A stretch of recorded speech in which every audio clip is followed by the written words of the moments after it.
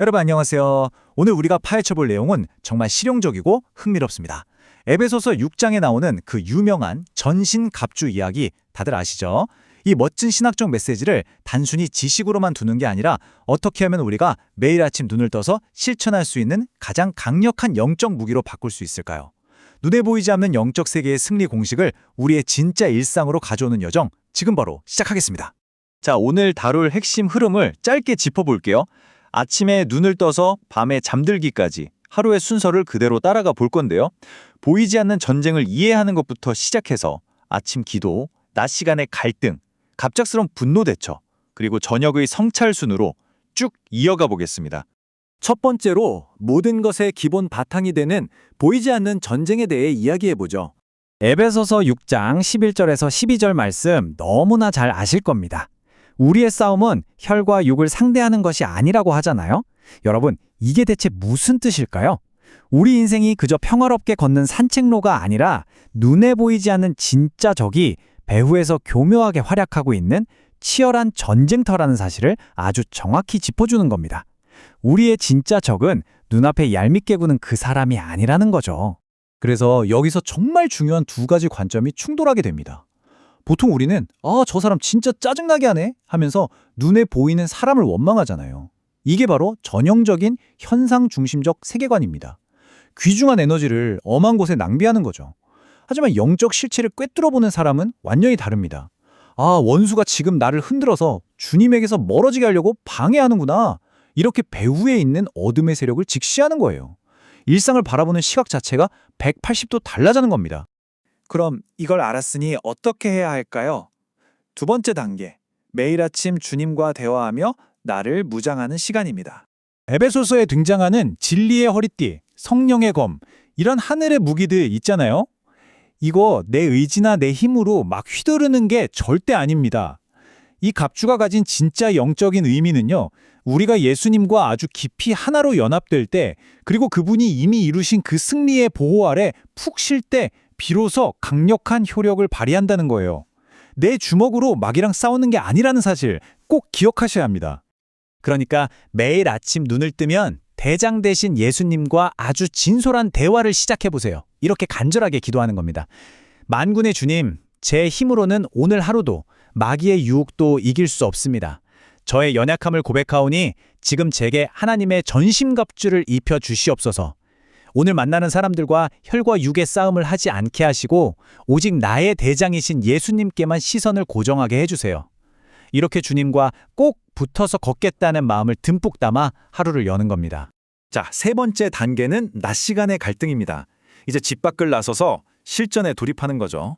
직장이나 일상에서 마찰이 생겼을 때 사람과 직접 핏대 세우며 부딪히지 않으면서 이길 수 있는 방법이 과연 있을까요? 사탄이 가장 노리는 게 바로 이 지점입니다.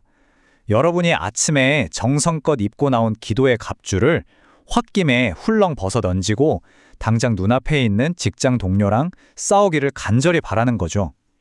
혈과 육의 싸움에 몰두하는 바로 그 순간 우리는 영적인 고지를 완전히 빼앗기고 맙니다.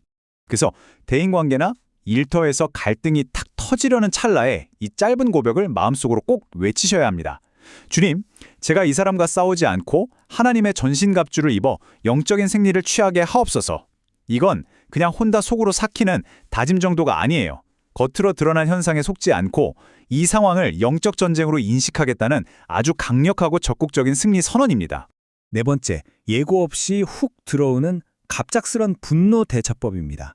낮에 일상생활을 하다 보면 전혀 예상치 못한 타이밍에 갑자기 욱하고 화가 치밀거나 불안감이 덮칠 때가 있죠?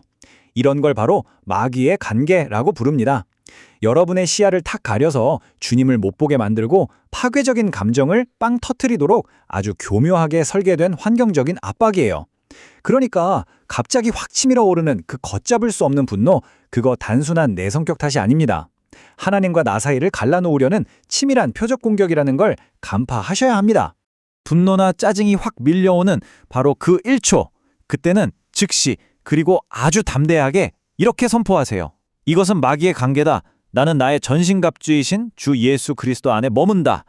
하루 중 언제라도 감정이 막 요동칠 때 당장 꺼내 쓸 수 있는 이 짧고 굵은 기둥으로 원수의 함정을 싹둑 잘라내고 예수님의 안전한 품으로 피난하는 겁니다.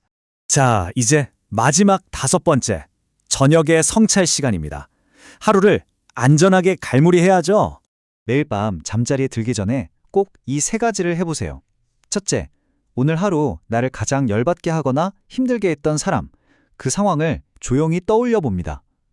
둘째, 그 이면에 숨어있던 마귀의 속임수와 영적인 흐름을 분별해 보는 거죠.